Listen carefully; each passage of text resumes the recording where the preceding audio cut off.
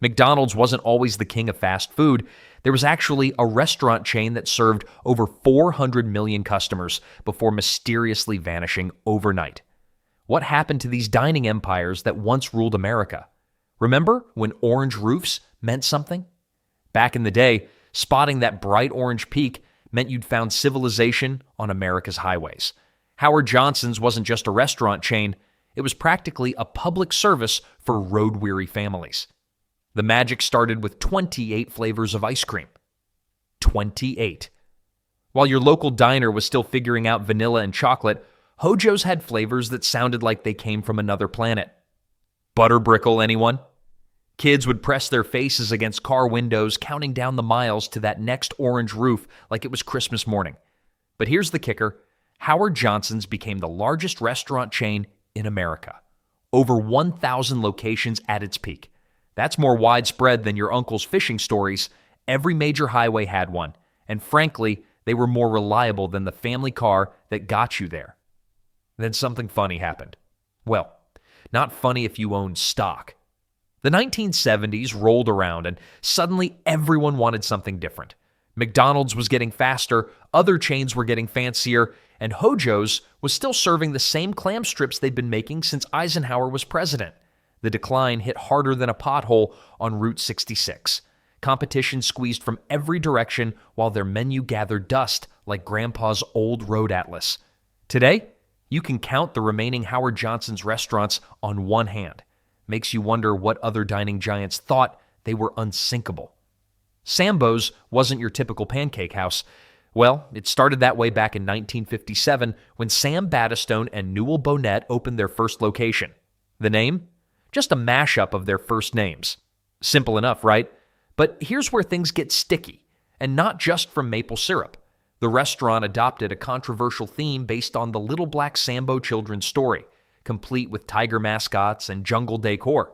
Back then, nobody batted an eye. Different times, folks. Sambo's became the go-to spot for fluffy pancakes and all-day breakfast when most places stopped serving eggs after 11 a.m. Revolutionary. They were the Denny's before Denny's knew what hit them. By the late 70s, over 1,100 locations dotted America's landscape. That's more spots than some people have visited McDonald's in their lifetime. Then society woke up.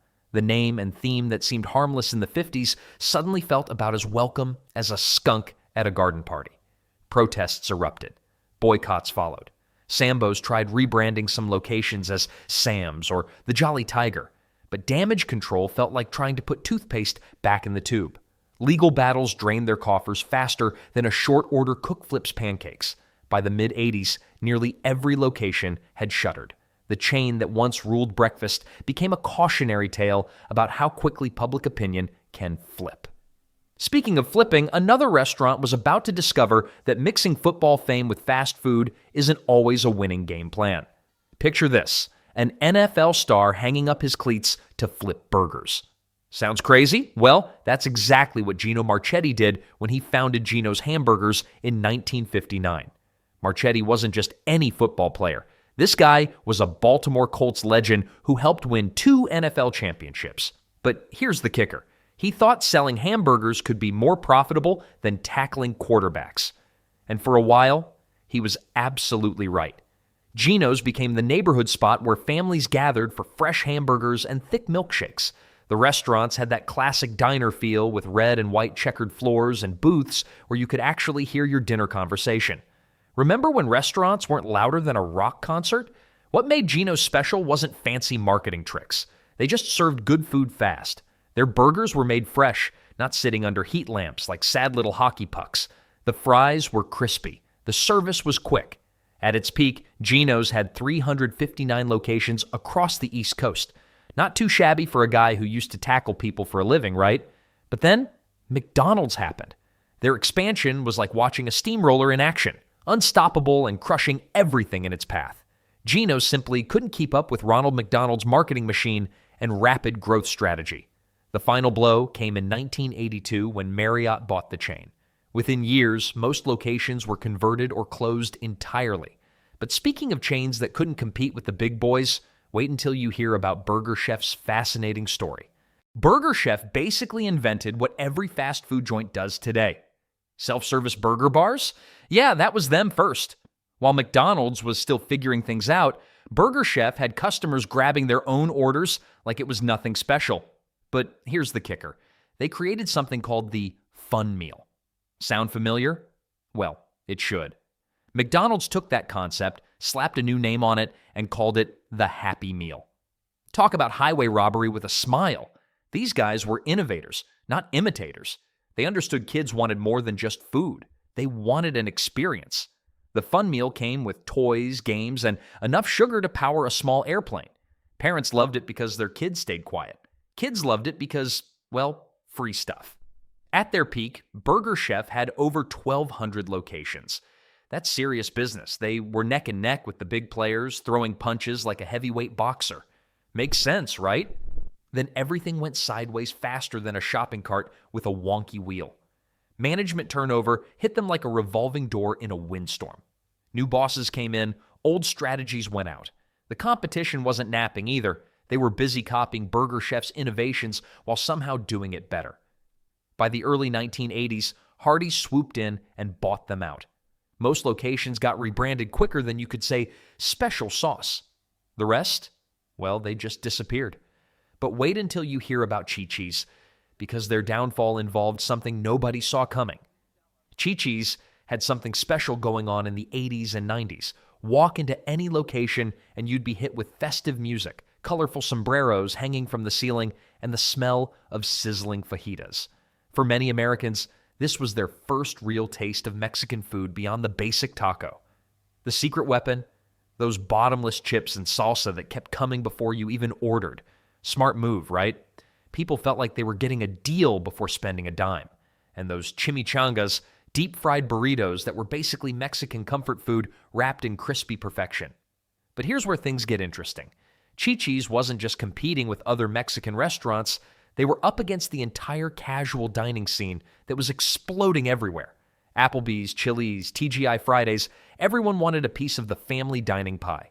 The real knockout punch came in 2003. A hepatitis A outbreak at a Chi-Chi's in Pennsylvania made 660 people sick. 4 died.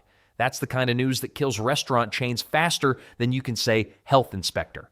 Before the outbreak, Chi-Chi's had over 200 locations pumping out margaritas and Mexican platters. The lawsuits piled up like dirty dishes during dinner rush. Consumer confidence vanished quicker than free chips at happy hour. The whole mess showed how one bad health crisis can destroy decades of brand building. Speaking of brands that couldn't survive changing times, our next restaurant thought dim lighting and unlimited salad bars were the answer to fine dining. Picture walking into a restaurant where the lights were dimmed just right, candles flickered on every table, and you could get a perfectly cooked steak without emptying your wallet. That was Steak and Ale's magic trick. Founded in Dallas back in 1966, this chain revolutionized casual dining by making steakhouse elegance accessible to regular folks. You know, back when people dressed up for dinner and considered Applebee's fancy. Their signature move? An unlimited salad bar that was practically a small farm. Seriously, some customers probably got their daily vegetable requirement for the entire week in one visit. But here's what made them special. They understood atmosphere. Those dimly lit interiors weren't just trying to hide the decor budget. They created intimacy, romance. The kind of place where your dad might actually take your mom for their anniversary without having to take out a second mortgage. At their peak, nearly 100 locations served hungry Americans who wanted more than McDonald's but couldn't afford Ruth's Chris. The portions were generous, the prices reasonable, and the unlimited salad bar? Well, that was basically dinner and a show for some folks who treated it like an Olympic sport. Then came 2008. The economy tanked harder than your uncle's golf swing, and suddenly people couldn't justify even affordable steakhouse visits. Competition from newer chains didn't help either. But wait until you hear about our next restaurant, one whose barn-shaped buildings were so distinctive you could spot them from the interstate. Ever seen a restaurant shaped like an actual barn? Red Barn did exactly that. And boy, was it something to behold. These weren't your typical fast food boxes. They were genuine barn-shaped buildings, complete with red paint and everything. made McDonald's golden arches look downright boring by comparison. The whole gimmick was farm-fresh nostalgia served with a side of burgers. Their flagship items? The Big Barney and the Barnbuster. Names that sounded more like cartoon characters than menu items, but hey, it worked for a while. The company peaked in the 70s with over 300 locations worldwide. That's a lot of barns dotting the landscape. But here's where things get interesting. You'd think having such distinctive architecture would be an advantage, right? Wrong. Those barn buildings became Red Barn's biggest liability. When the chain started struggling, nobody wanted to buy restaurants that looked like they belonged on old McDonald's farm. Try explaining to your wife why you're opening a taco joint in a bright red barn. Good luck with that conversation. The real killer was constant ownership changes. Each new owner had different ideas about what Red Barn should be. One minute they're serving burgers, the next they're trying to compete with KFC. Makes about as much sense as a vegetarian working at a steakhouse. By 1988, the last barn closed its doors forever. But speaking of chains that tried to stand out with unique concepts, wait until you hear about the restaurant that thought beer-steamed hot dogs were the future. Here's something that'll blow your mind. Lum's actually invented beer-steamed hot dogs back when most restaurants thought beer belonged in a glass, not a cooking pot. Yeah, you heard that right. While other chains were grilling their dogs the boring way, Lum's was dunking theirs in beer and creating magic. The whole thing started when Stuart Lum figured out that steaming hot dogs in beer made them incredibly juicy. Genius? Absolutely. The casual atmosphere and extensive beer list made it feel like your neighborhood tavern, except with way better hot dogs. People couldn't get enough of it, but here's where things get interesting. Success can be a double-edged sword, and Lum's learned this lesson the hard way. They expanded like crazy, hitting over 400 locations before anyone stopped to ask the important questions. Makes sense, right? When you've got a winning formula, you want to share it with the world. Well, turns out financial mismanagement was lurking behind all that expansion. The company was spending money faster than they could make it, which is never a good recipe for longevity. Then came the real kicker. Wienerwald, a German chain, swooped in and acquired them. The Germans tried their best, but American beer-steamed hot dogs and German business strategies didn't exactly mix like peanut butter and jelly. Throughout the 80s, Lum slowly faded away, proving that even the most unique concepts can't survive poor management. But speaking of unique concepts that face their own challenges, here's something that'll make your head spin. Bob's Big Boy didn't just serve burgers, they basically invented the double-decker as we know it. Back in 1936, a kid named Richard Woodruff walked into Bob Wyand's tiny burger joint and asked for something different. Bob slapped 2 patties on a 3-layer bun with that signature sauce, and boom, the Big Boy was born. But here's the kicker. That chubby kid in checkered overalls standing outside every restaurant, that statue became more famous than some Hollywood stars. Makes sense, right? People would drive miles just to eat under that grinning mascot. Bob's had the perfect setup for decades. Drive-in service with car hops on roller skates, that classic American diner vibe your grandparents still talk about. At their peak, 600 locations were slinging Big Boys across the country. The place was practically a religion for families in the 50s and 60s. Then Marriott swooped in during the late 60s, bought the whole operation. And, well, let's just say hotel companies don't always understand burger joints. They tried turning Bob's into something it wasn't. Faster, more corporate, less soul. The magic disappeared faster than free samples at Costco. The cruel irony? While Bob's was trying to speed things up, McDonald's was perfecting the art of quick service. Bob's got caught in the middle. Too slow for the new crowd, too changed for the loyal customers. But speaking of surprising menu combinations that actually worked for a while, ever heard of a restaurant that served both tacos and hot dogs under one roof? Well, meet Pup and Taco, the fast food mashup that made about as much sense as putting pineapple on pizza. But somehow it worked. Founded in 1956 in Los Angeles, this quirky chain decided why choose between Mexican and American food when you could confuse everyone equally. Their menu read like a cultural exchange program gone wild. Hot dogs, hamburgers, tacos, and burritos all lived together in greasy harmony. The orange and yellow buildings became a familiar sight across California and New Mexico. Over 100 locations sprouted up, serving what they called quick bites to hungry customers who couldn't make up their minds. Makes sense, right? But here's where things get interesting. While other chains were perfecting one thing, McDonald's with burgers, Taco Bell with Mexican food, Pup and Taco was trying to be everything to everyone. And the weird part is, for nearly 3 decades, it actually worked. The end came in 1984 when Taco Bell decided they wanted those prime California locations. Most Pup and Taco restaurants got swallowed up faster than you could say, "Yo quiero Taco Bell." The Mexican side of the menu survived, but those hot dogs? Gone like disco music. Pup and Taco proved that sometimes being a jack of all trades isn't sustainable in the fast food world. But speaking of confusing restaurant concepts, wait until you hear about a chain that literally copied someone else's entire business model. Ever heard of a restaurant copying someone else's homework and still getting caught? Well, meet White Tower, the chain that basically photocopied White Castle's entire business plan and hoped nobody would notice. These guys weren't subtle about it either. Square burgers? Check. White building design? Double check. Even the name screamed, "We're totally not trying to be White Castle." It's like showing up to a costume party dressed as Superman when someone's already wearing the cape. But here's the thing. White Tower actually made it work for a while. They opened around 230 locations across the northeastern United States, serving those familiar small square patties that made White Castle famous first. The problem? White Castle wasn't exactly thrilled about having a twin they never asked for. Legal battles started flying faster than burgers off the grill. When you're spending more time in courtrooms than in your own restaurants, that's usually not a recipe for success.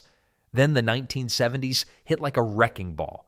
Cities were changing, suburbs were exploding, and people wanted something different than tiny square burgers that reminded them of their grandfather's lunch. White Tower found themselves stuck between angry lawyers and changing tastes, never a comfortable spot. By the time the dust settled, White Tower had learned the hard way that imitation might be flattery, but originality pays the bills. Speaking of restaurants that tried celebrity power instead of copying competitors, wait until you hear about the country music disaster that was... Picture this. You're a country music star so beloved that people name a chicken restaurant after you. Sounds like a recipe for success, right? Well, Minnie Pearl's Chicken proves that fame and fried chicken don't always mix. The Grand Ole Opry's darling Sarah Ophelia Colley Cannon, better known as Minnie Pearl with her signature hat and price tag dangling, lent her name to this venture in the mid-1960s. The idea seemed foolproof. KFC was making Colonel Sanders rich, so why not let Minnie Pearl get her piece of the chicken pie? But here's where things went south faster than a tourist in Nashville. The franchise owners had about as much business sense as a screen door on a submarine. They rushed into expansion without figuring out the basics, like consistent recipes or quality control. The chicken? Inconsistent at best. Some locations served decent birds, while others, well, let's just say they made rubber chicken dinners look appetizing. Makes sense that customers started avoiding the place like a bad karaoke night. Then there were the branding mishaps.